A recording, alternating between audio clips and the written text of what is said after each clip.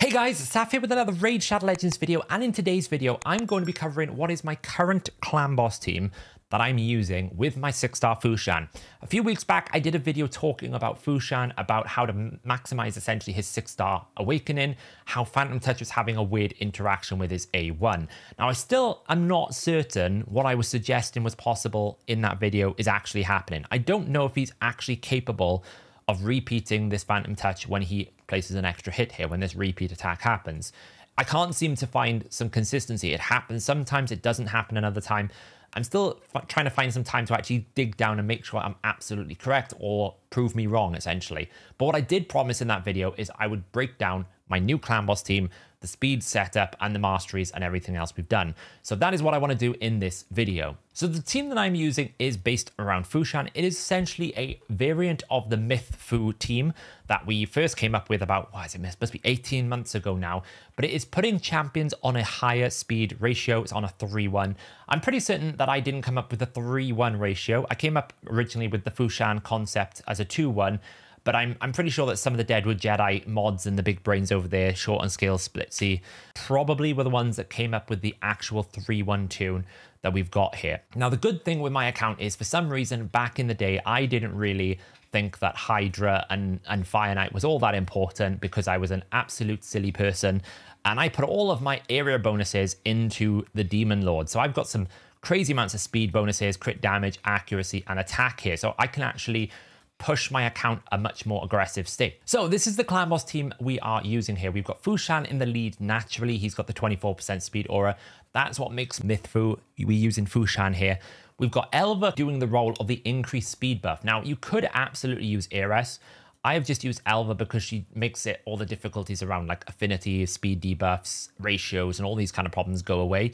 So we can basically use this setup here for this ability. She's really good for it, but probably at some point I should take her away and put in my Ares just so that it also covers the you must use a rare champion in clan boss advanced quest, which can catch me out sometimes.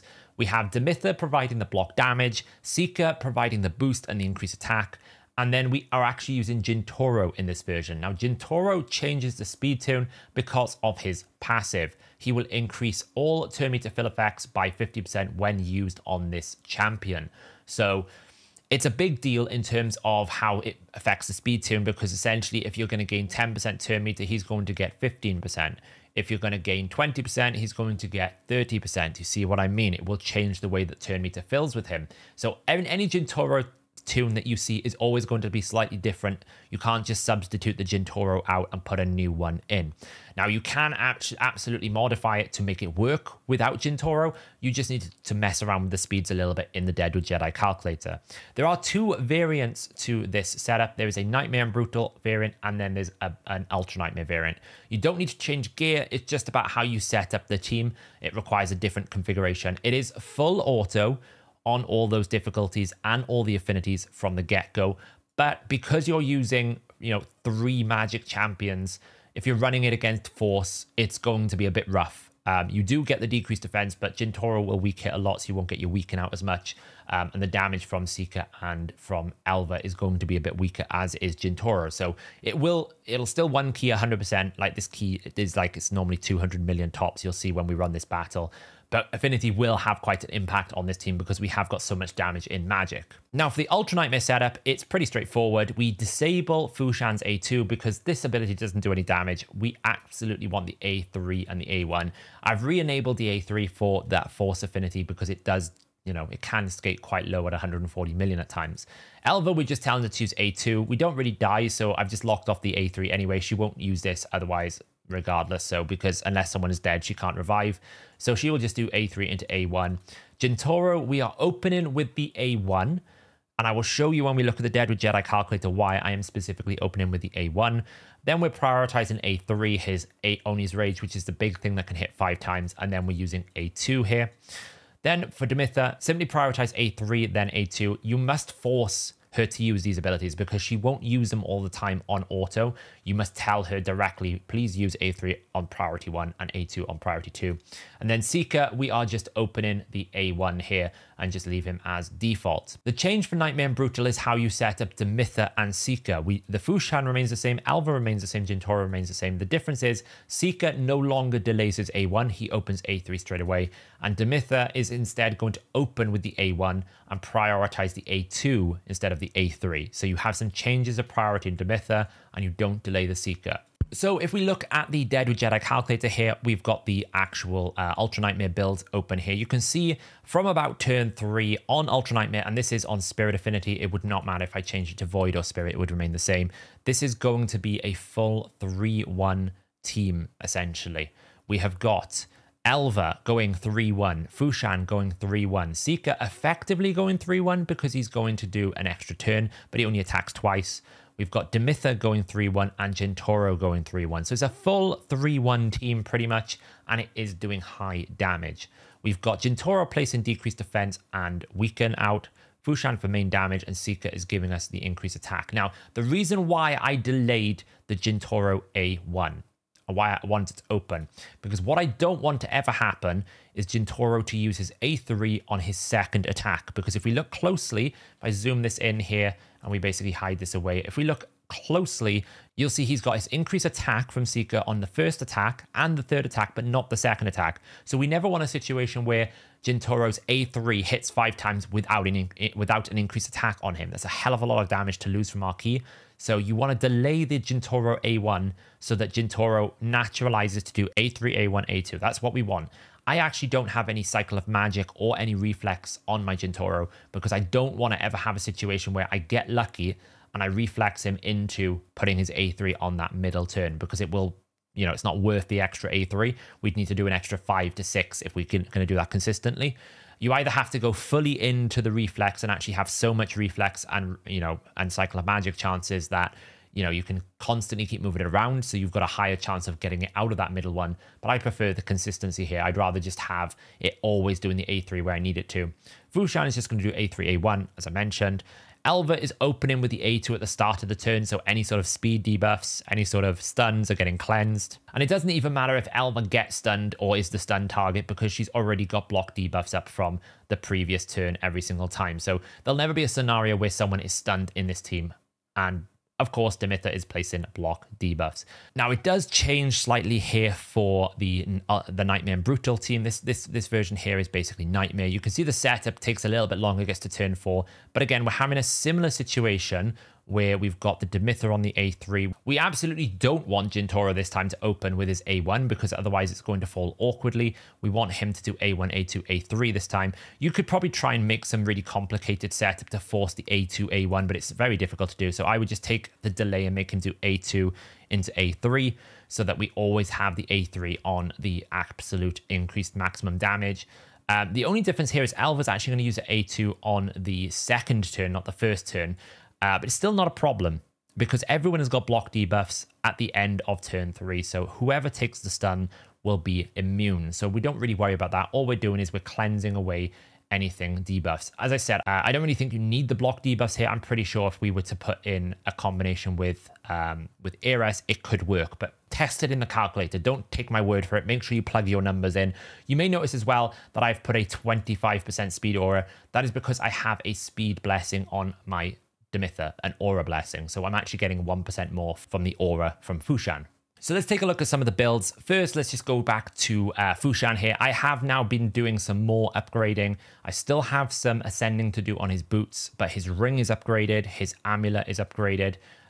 Pretty much everything that I can get that's maximum. The only big change will be these boots and probably this weapon here. Otherwise, everything is at max peak potential. He is now fighting at 279 speed, 6.3k attack, 341% crit damage with 201 accuracy. I don't really care about his accuracy, to be honest, but he will land debuffs on that A3. In terms of masteries, we have just gone for a support tree with full damage because we're not going to... This is really poor. I see a lot of people sometimes ask me, why haven't you taken deterrence? This doesn't really give you much, even if you take a stun. We are talking like on average 1 or 2 attacks per run. It's just not going to give you anywhere near the damage that you want. I'd much rather just get more damage from Laura Steel. If if I'm being honest. This is more valuable than just one counterattack because it will just give me more raw stats from things that I've got. If I've got like a cruel set on, or if I've got a crit damage set or something of that nature. We have gone one retaliation here because this is very powerful on a retaliation. We wouldn't get the Phantom Touch proc, but we would get some bonus damage here. Next up, we've got the Elva. Elva is in Toxic set. When you don't have a Poisoner in your team, you can probably run 2 Toxic sets, even on a 3-1, to really sustain them, especially if those champions like Elva takes one turn where they don't attack the boss. So definitely you can support a Toxic set or 2 in your team. And it does add about 5 million damage per Toxic set, so it's quite worth it. It's not a bad thing to have. I have got her in a little bit of revenge, no retaliation here, because obviously finding the speeds that we require in Toxic is quite difficult. And we could do some like optimizations here. Like I could absolutely ascend this if it gets crit damage. We are laughing it gets crit damage. I can't believe my luck today. It's kind of crazy, some of the things that have happened. So that can boost the damage a little bit more, which is kind of cool. We got flat attack there, not so great. HP percent, not so great. And we're still kind of looking for this crit damage amulet. So there's a lot of growth in this build. She's currently running at 281 speed, 3.7k attack. Her base attack is quite low, so growing it is hard without having any sort of blessing flat stats or sort of those sorts of things. You know, it's quite hard to grow it. We've got 224% crit damage and then 218 accuracy. But to be honest, I'm not really looking for accuracy in my artifacts because the Toxic set will place it and she doesn't do any debuffs. This has just been pulled in from anecdotal accuracy rolls that we've got in the build. We've just got some accuracy in different places that are being used. In terms of masteries here, we are running Sniper and Master Hexer. You always want these when you've got Toxic sets. It increases the chance to place the Toxic, and it also extends those poisons. It adds a lot of value. One extra turn on a poison is quite a lot of damage. So absolutely, if you're sort of playing with any sort of Toxic set, take those two. Technically, I think I got her built when she was in an unkillable team because we have this Grim Resolve. You would absolutely be normally taking Heart of Glory if you were building a Demytha team. You're never below 50% HP. But you can see it's very similar to the Fu-Shan tree in terms of masteries. She is fully booked, and I've gone with Intimidating Aura on here for 2.5% because I use her in other content as well. Next up, we have got Jintoro. He is pretty much our main DPS alongside Fu-Shan. Again, he is in some of my best gear on this account. This banner is absolutely mental. We've got attack on attack with triple attack percentage, and we've got some speed rolls. It doesn't get much better than that other than having a mythic roll in the right place. We've got a crit damage amulet with crit damage sub. We'd want more attack here, if I'm being honest, and a little bit more accuracy. And then we've got attack ring with triple attack. These are some, like, this is top tip. This is like extremely high gear quality. We do have a attack percentage here. I haven't awakened it. I'm waiting for a CVC to finish awakening this one. The chest is actually a 5-star, but it's a mythic triple roll. So sometimes a 5-star mythic can work in your favor. And the boots, we've got speed on speed with double crit rate, attack percentage, crit damage. It just doesn't get any better than that here. Actually, this is a lot of 5-star gear on this build. It could be improved a lot. But we also wanted a retaliation here. I've just been trying to build retaliation in to see how it would work. So his final build here is at 279 speed, 6.9k attack, and 281% crit damage with 235 accuracy. This attack will go up to over 7,000 once we finish awakening his gloves. Mastery-wise, he's actually in a very old tree as well. You can see I was running some unkillable options. Really, I should refresh them, but I'm not going to do it for 150 gems just for a little bit of damage, but we could do to push it further. We should take him out of defense. We should put him in here. He is currently in Cruel, so if we put him in Law of Steel, he will get more attack. It's well worth it. The Sniper and that doesn't really matter, but sometimes having Master Hexer to try and extend these debuffs, just in case he 3% something, can be very helpful as well. And then the last two champions we got here is Demytha and Seeker. So I have a 6-star Seeker, and we've put a lot of crit damage sets. He's got 60% crit damage here plus kill stroke. We've put him in Cruelty because we've got a 6-star Cruelty. We're going to get 20% reduction, fully booked. He is in what I would call a silly build. This is a silly build, and when you see how much I can actually improve it, it's crazy. We don't have a crit damage amulet at the moment. We need to go find one for this faction because we actually want attack as well. We don't want accuracy or anything below here. We literally just want a crit damage, flat attack with a crit damage ascension. We have got an attack ring on here, but it's not the best ring in the world. We've only got one roll. Really, we're looking for a double roll attack percentage with attack here. So that's like, there's a lot of attack we're missing. Banner, we're using a 5-star banner. But again, we would want attack, 6-star speed with attack percentage. The boots are very strong. We've got speed with attack percentage, double crit rate. Those are really great. This is pretty good as well. Triple roll, crit damage. We've got the gloves here. These can go up to a higher ascension. This is something I need to do. This will get us up even higher. We've got some decent, very strong gear here. The artifacts are much stronger than my accessories, but it puts him at 5.2k attack, 386% crit damage, 186 speed. Keep in mind what I just said. We are missing 12% crit damage off his amulet. We are missing another 13% off his gloves. We're already at 30% crit damage. We're missing a pretty good attack roll here. That's another 80 attack. We're missing 120 attack here. We're missing 120 attack, 120 attack. You see what I mean? There's so much growth. We're missing 20% attack here. We are absolutely at 400% comfortably once we finish fully maxing out this guy's build. 386% crit damage. Yes, 60% is coming from the artifact sets, but it's still an insanely high build. This is where this Laura Steel is going to be very... This is where Laura Steel really pays off, because we essentially get 60% times 15% of that. So that's giving me an extra 7 to 10% crit damage on top just from Laura Steel. We do have Master Hexer. That's if we were running him in Toxic like we did in the past. Giant Slayer is actually a preferal here, because if you are attacking twice on an A1, you're kind of breaking even with War Master. It'll be about the same outcome. The difference is Giant Slayer has the potential to high roll, or it has the potential to low roll. So War Master, when you have a double hitter, is just more consistent. So if you want the consistency, you take War Master. If you're trying to push records or push numbers, I prefer Giant Slayer on a 2 attack plus. It just gives me a little bit more options, and he only ever attacks twice. We have, obviously, Methodical. You can see we've gone down standard damage route there as well, fully booked. He is an insane build. And then finally, the last champion that ties all this together, we have a 3-star Demytha here. She is also in Toxic gear. And we've got double revenge. We're trying to maximize the Toxic. Again, I could be ascending this to improve it. This ring is pretty good. We've got a good, really, really good banner. Really crazy banner. And then we have got crit rate gloves. We've got attack percentage chest. Speed, this could be plus speed. If we got an actual another Toxic plus speed boots, that could be really good. We have triple roll shield there. Demytha has to be fast. So to get this to work, we have got her up to 320 speed in Toxic, 3.4k attack, 174% crit damage. And then the masteries wise, I really should finish the masteries and get the Master Hexer and Sniper on here as well.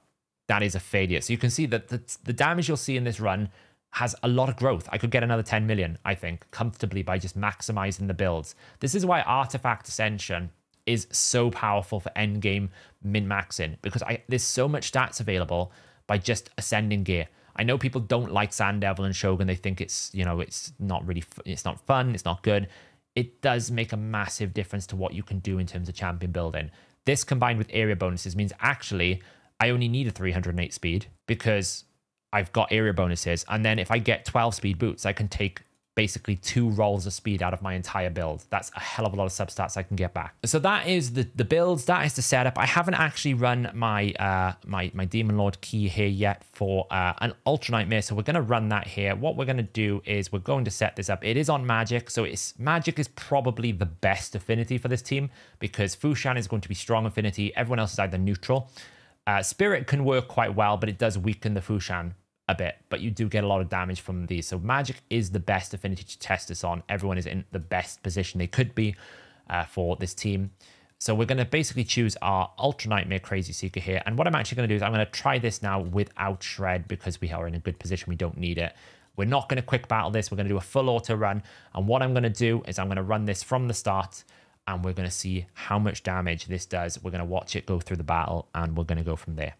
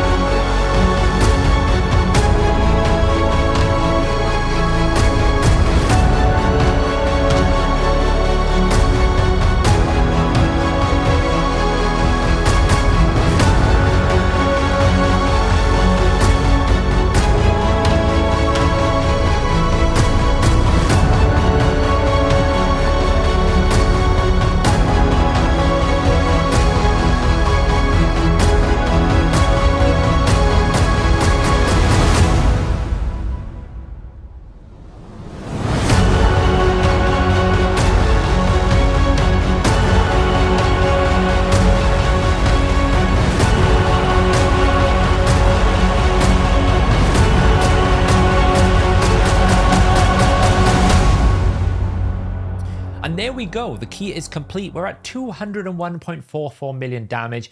It's very subjective to how lucky we get with Fu-Shan's A1. I've seen him hit this a lot more. I've gone to about 209 million before.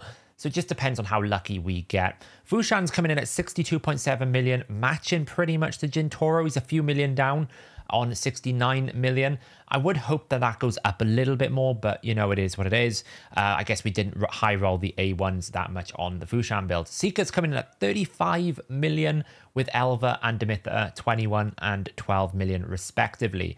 There is potential in this team, as I mentioned earlier in the video. If I push those builds better, if I adjust some of the masteries, if we add more Master Hexa, we could probably get this up to around about 210 million comfortably.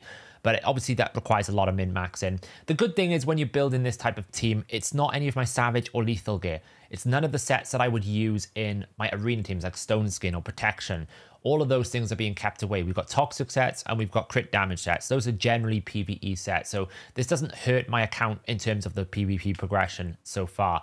But it may obviously need to be adjusted, and I might need to take some of these speed pieces out if I need it for, say, Fire Knight Hard or other content. I will, of course, save the links to the Deadwood Jedi speed tunes that I've got for this particular team in the description and the pinned comment below. If you want to go and use those calculators, you can head over to deadwoodjedi.com and create a free account, and then that will allow you to use his calculators. You can modify it. You can try and see if you can substitute Elva for Ares. Maybe you want to try it without the Jintoro. You can try different things. Also, if you like this content, you want to see me do more different Clan Boss teams, hit that thumbs up and let me know in the comments below. I know Clan Boss is somewhat of an old, I would say like a legacy piece of content now in radio. Most people have solved it. Most people have their Batty to 1 keys. But if you do enjoy watching these kind of crazy teams, I do like building them. Clan Boss is one of the most fun areas of the game for me. I love building different weird ways that we can try and force champions into a new speed ratio that nobody's thought about. So if you like them, hit that thumbs up. And as always, if you like the content that comes from this channel, hit the subscribe button, hit the bell notification. Any of my videos then will come straight into your feed. Obviously, we are coming up for a major new content piece, so I will be covering that as soon as we have more information on it and trying to help people who are stuck on specific floors. If there are any nasty specific things that we're going to be facing, it does sound like it's going to be like 101 secret rooms, so we'll have to see what happens. We don't really know any detail apart from you need a big roster. So I will be covering the new content piece as well, trying to help people if they get stuck on specific floors. But until then, guys, thanks for watching, and I'll catch you in the next video.